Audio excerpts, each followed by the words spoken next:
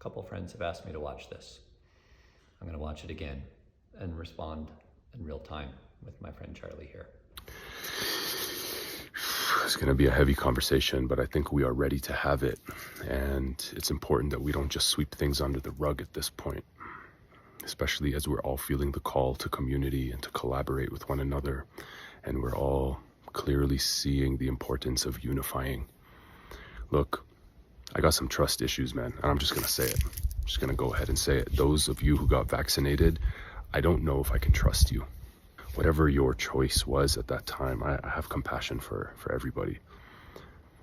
And if you've woken up to the fact that COVID was a grand orchestration of manipulation, deception, coercion, where do you stand right now? And can I trust you with where we're headed?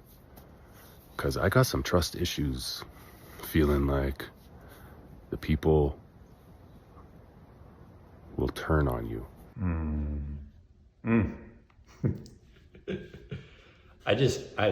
I'm really feeling for him. We're often wanting a kind of absolute trust in another. We want to find the person, the people, the community that we can depend on wholly and fully. We want things in the external world that we can grab and hold that makes us feel safe. We want security, safety, and anything we desire to show up in the external world, in the physical world. Whereas that only really shows up in a true form and an everlasting form if it's within. If we have trust in God, if we have trust in ourselves, and we trust that all is unfolding in divine orchestration, then whatever shows up in your life will be a reflection of that trust.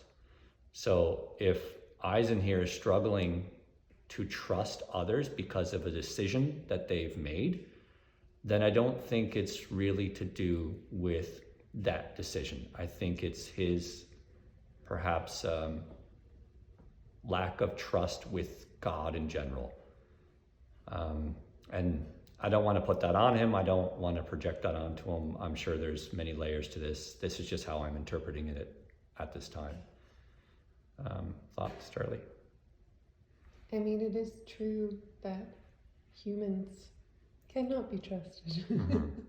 And that's not necessarily a negative thing. Mm-hmm. But there are, Yeah. fundamentally. To just repeat that, humans cannot be trusted. That sounds kind of ominous and even pessimistic. But I'll put it to you this way. We can kind of depend on humans to be human. They're going to follow what they want. They're going to run from what they're afraid of. We all have these patterns. We all have attachments. We all have fears. So we're all subject to behaviors based on those attachments and fears. And that's what he's speaking to, is that many people in our world made a decision because they were afraid. And now he's concerned that they'll make another decision because they're afraid. And it gives this impression that he and the others in his life that maybe he does trust, it gives the impression that he believes that they have absolute integrity, as if they're not subject to their own fears and subject to their own attachments. And I would suggest to you, Ihsan, that that's just not the truth. Even if you have people in your life that have been there for you no matter what, if they're not a totally realized being, totally enlightened, whatever you want to call it, and they're totally in alignment with the will of God and have no human self governing them whatsoever, then they are still subject to betray your trust again, depending on what serves them best, depending on their level of fear and their level of attachment. So I think that's the thing that's getting pointed out here, is not whether or not vaccinated people can be trusted, it's whether or not people can be trusted. And it's my experience that they can't, but that doesn't actually come from my experience. I have very trustworthy people in my life, like the most trustworthy you can get on that spectrum. But the spectrum stops at human fallibility, and then we have to understand that the only thing to be trusted is divine order. and law, because that's the only thing that is immutable. Divine law, natural law, that doesn't change no matter what. That's what you can trust. But humans, you cannot trust them to do what you want them to do, no matter what. They are subject to all kinds of other factors that we are not even aware of. So that's just something that's a part of human nature. But if we have trust in God, and if we have trust in our own hearts to be able to connect with what is true and real, then that will be reflected in our external world. We will witness and also receive people in our lives that are of the utmost integrity. But that doesn't mean it's 100%. That doesn't mean it's infallible. Everybody, again, save an enlightened being, is subject to their own fears and attachments. And they do things based on what they want, what their belief system is, what their egos are aligned to. And that's just the way it is, as far as I can tell. Let's see what else he has to say. But the question I pose to you is, have you reconciled that within yourself? Because what I'm tracking in the collective of those who did get vaccinated and woke up is a lot of internalized shame and guilt. And that internalized shame, if that is not processed, if that is not brought in the light of love, it's going to perpetuate fragmentation with the soul, and it's going to cause dissociation from further receiving any more truth. This is a good question for everybody, not just the vaccinated. What's making your decisions? Are your decisions based on what you fear or what you're attached to? And if so, then you are subject to the same folly that he is expecting of vaccinated people. And where we are headed, we need all of us unified. Ultimately, I think trust is going to be a big component to us building a new earth, a new system, a new paradigm. Yeah, absolutely. So look within, because you can only find trust in God. You can only find trust in yourself. And if you seek the kingdom within, if you seek trust within, if you seek knowing and understanding within divine law and natural law, then everything in your world will be a reflection of that. You won't have to worry, can I trust my neighbor? Can I trust my friend? Can I trust this person, that person? Keep coming back to yourself and find out where you're not trustworthy. And if you show up more and more as trustworthy, then the people around you will be a reflection of that. And if they're not, then it won't matter to you. It won't bother you, because you'll have so much trust and so much faith in God and in your own self that even if somebody betrays you, you'll say, what a gift. Now I get to learn from it, because you know that everything that's coming into your life is a gift from God when you know everything is a gift from God. So allow that to be so. Trusting ourselves, trusting each other. And there's a lot of us that gave up everything at that time. We lost jobs, family, friends, became second-class citizens to society in order to stand up to tyranny. Yeah, I feel his hurt, man. I'm with you, brother. I felt that too. I felt like a second-class citizen too.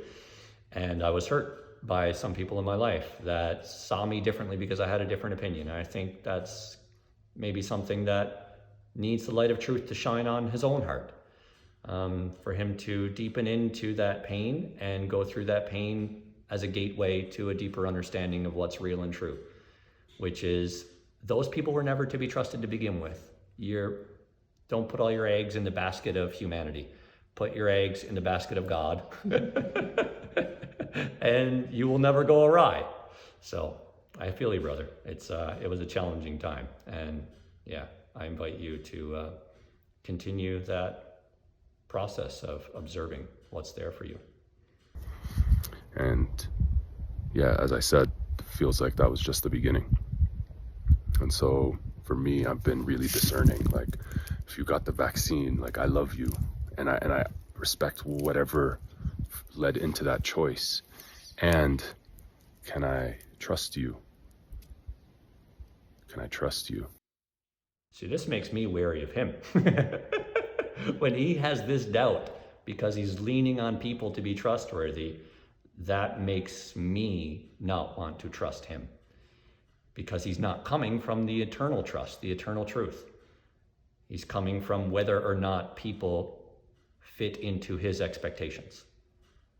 And I got nothing but love for him for that, as I get it. I still experience that myself all the time too. I'd love if you could speak to this idea of holding people in this mental frequency. Right. You know? Okay. So for anybody who's unfamiliar, I'll try to give a little quick crash course. If you think of everything as existing within an infinite mind, an infinite mental scape, an infinite psychic space, and everything is energy, there are like matrix grids within which we exist in. So everything we see in our lives, we hold a mental image of it. And if we hold mental images of the people in our lives in certain ways, then they are kind of living in that projection.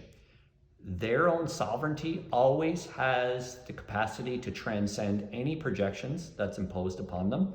So this is the true sovereign being. When someone's truly sovereign, they could be surrounded by people who impose their image and their projections onto them, and they still wouldn't act from those spaces. But we're a very intertangled species when it comes to our mental and emotional projections. So when we see vaccinated individuals as inherently untrustworthy, we project that kind of matrix grid onto their energy being as if it's a cage. And if they're trying to become more trustworthy for themselves, they may be able to shift a little bit out of their own grid. But since they're a human and they're subject to get entangled in the projections of others, it'll be harder for them to transcend that level of distrust within themselves if other people are affirming that projection as well. Let's take the vaccinated for an example. If we see them as untrustworthy, it's important for us to relieve them of that projection so they can be freed from their own fear. If we think they're fearful, therefore they'll make another bad decision, that's a matrix grid that we trap them in. And again, they can break free if they can really ascend beyond all projections. But it's hard for them to break free when everybody around them is also affirming that. Even if they've given you lots of evidence that they're not trustworthy, you have to do the work to kind of relinquish that hold of that story in your own mind. If you see someone in your life as untrustworthy because they've betrayed you a couple times, you'll have a story that they're untrustworthy. And then therefore, it'll be hard for them to ever evolve past that. But if you say, you know what, I'm going to relinquish that, I'm going to treat them as a fresh being, I'm going to see every moment as a possibility for rebirth, then they have the opportunity to ascend beyond that matrix themselves because you're no longer affirming that matrix. So I think it's imperative that we don't hold anybody as anything. We don't see anybody as anything. We can hold information as something that helps us in life. So we can have memory that helps us in life. But when we see our memory as absolute truth, then it becomes more concrete and it makes the world or people stay in their current expression. If we see the world a certain way, if we see people a certain way, and we hold those determinations to be true, then the world and those people will never change.